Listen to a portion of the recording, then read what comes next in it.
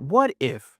What if there was a website selling $3 AirPods, $5 designer clothes, and LED lamps for the price of coffee? Sounds great, right?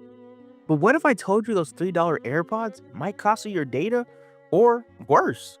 I don't know what worse is yet, but I'll find out. I promise you that much. I'll find out. And no, this isn't a conspiracy theory, right? It's a breakdown of how shopping apps like Temu might be giving us more than what we bargained for. So stay with me, right? Because by the end of this video, you'll know if Temu is a hidden gem or a ticking time bomb. So welcome to the Retro Class channel. I'm Retro. Let me bring down something real fast for you. I promise it'll be fun. So let's start at the beginning, right? What is Temu and why is everyone obsessed with it? So Temu feels like it kind of popped up out of nowhere, and suddenly everybody's talking about it. You see ads on Twitter. It had Super Bowl commercials that played a few times actually, like a lot actually. Do y'all know how much a placement costs during the Super Bowl for an ad? It's like 7 million for 30 seconds. And Temu ran an ad like 5 times. They got money. It's kind of crazy. But okay, back to it. It's like the cool younger sibling of Wish and AliExpress. So you open the app and bam, everything is dirt cheap. Need a phone case? $2. A portable blender? $10. A mystery box that might open a gaming console or just be socks? 20 bucks. In a weird way, it feels like a shopper's paradise. But why are prices so low? So here's the deal. Temu doesn't have its own products. Temu's its own middleman, connecting you directly with manufacturers in China. So no other middleman, no retail markups, no fancy packaging. It's a model that works for AliExpress, so Temu said, why not make it faster and prettier? And they did that. But faster and prettier doesn't always mean better. And that's where the story gets a bit complicated. So when you open the Temu app, right, it doesn't tell you about shipping times, product quality, and the app's permissions that make you kind of say, hold up, wait a second, why do you need to know that about me? So the pros and the cons of Temu, right? So let's be honest, there are some genuine upsides to Temu. First, and the most obvious one, it's cheap, like super cheap. It's kind of crazy. You can fully deck out your kitchen for the price of a Starbucks order practically. Secondly, it's kind of fun, honestly. You can scroll through an endless amount of random items and just feel like a multi-millionaire because everything's so dirt cheap. Now, mind you, a lot of that stuff is really random. Like you'll find an egg cracker and then maybe some socks that look like Johnny Depp for some reason. But it's there and it's cool, I guess. And here's a bonus, right? Some of this stuff is actually decent. I'm not gonna say everything's amazing, but like some of that stuff is pretty decent. A lot of people swear by their Temu finds, from affordable home decor to surprising durable electronics.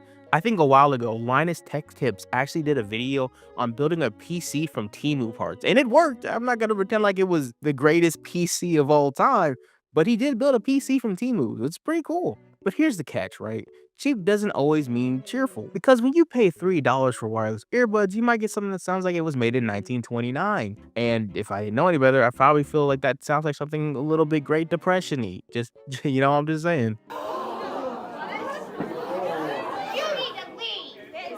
And since we're talking about catches that come with buying stuff from Temu, I want to talk about some of the weird stuff that doesn't come inside the boxes that you get from Temu. So here's where things start to get a little bit wicked, right?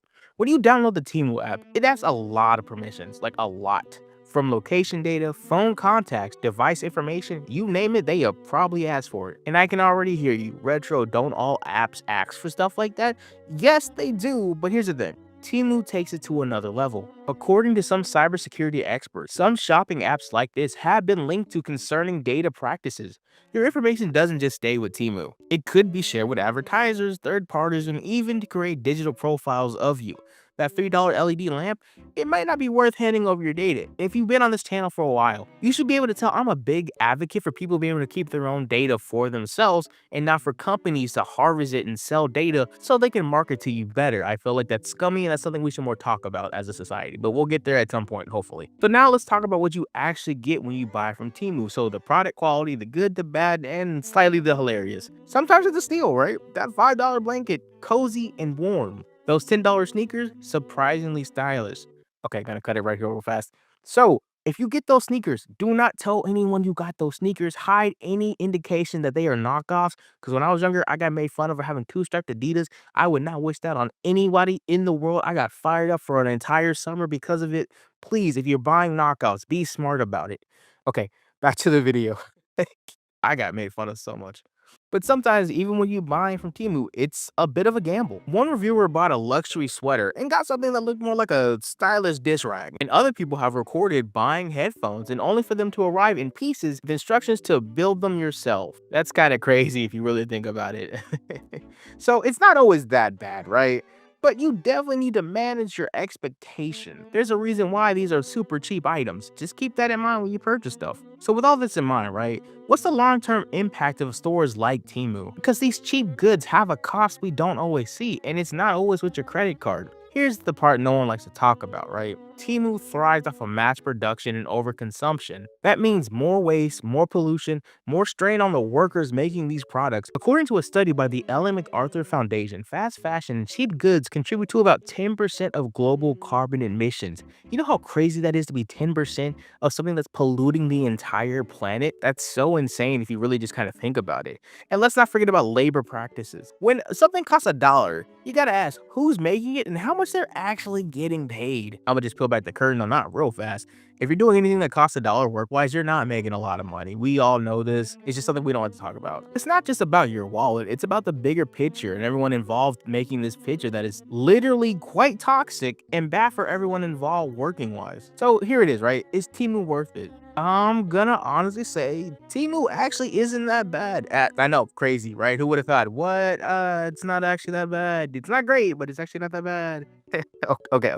So it's actually fun, affordable, and sometimes you do find gems, but it's important to shop with caution. So here's some tips, right, on how to shop with caution on some of those websites like Temu, AliExpress, and anything else kind of like that with fast fashion and questionable website design. So you stick small, low risk purchases. So if you're on Temu and you see an item that's probably like 10 to 20 bucks and you feel like it wouldn't be the worst thing in the world if you got something crappy for that price range, I say go for it, honestly. Worst case, you're out 20 bucks and hopefully that doesn't break your bank. But if it does break your bank, why are you even buying something off of it? Number two, read reviews carefully, especially the bad ones. So this is just good practice going forward on any website when it comes to online shopping. I believe it's actually better for someone to read the bad reviews first so you can see the cons of something before you see the bright, glowing 5-star reviews that always talk about how amazing the product is and it's like nothing's ever wrong with it when they buy it. Number three, use a prepaid card to protect your own payment information. So go to your local corner store, Family Dollar, Tom Thumb, Walmart even,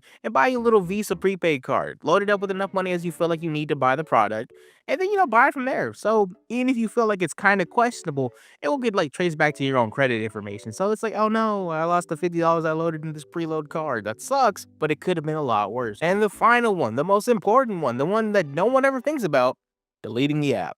Okay, I know that's dumb, but just hear me out, right? So, deleting the app is obviously the best way to avoid any of these problems. Out of sight, out of mind exists for a reason. And if you're not using the app on a daily basis, why even leave that temptation on your phone? Just, call it a day. Don't even do it. Because at the end of the day, those $3 AirPods may not be worth the risk, and now you know why. So, I wouldn't call it a bomb directly, but it still might blow up in your face if you're not careful while you're using the app. So, keep that in mind. So, what's your verdict? Is Temu the deal of the decade or just another trap in disguise?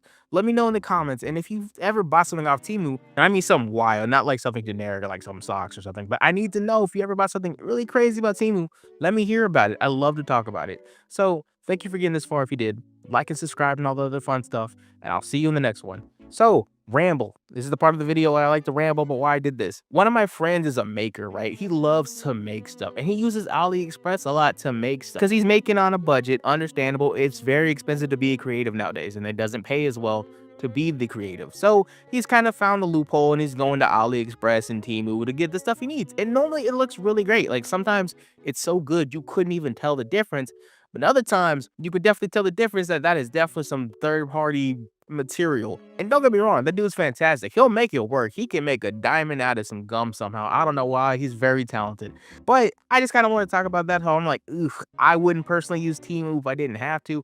But I understand a lot of people like it. Once again, they had 5 commercials during the Super Bowl. That is so much money. It's dumb. People really like Temu. So... Okay, I gotta end the video. I'm just talking. Hope that breakdown was fast enough for you. I'll see you in the next one. Hopefully you enjoyed it. Have a wonderful day. Bye.